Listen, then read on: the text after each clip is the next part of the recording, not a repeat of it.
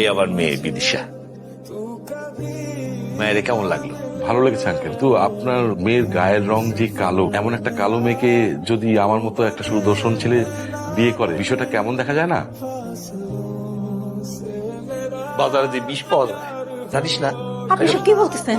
তোমার মেয়ে জানে না বাজারে বিষ পাওয়া যায়, খায়া মরতে পারে না? আমি আমার এই মেয়েরে কোথাও বিয়া দিব না।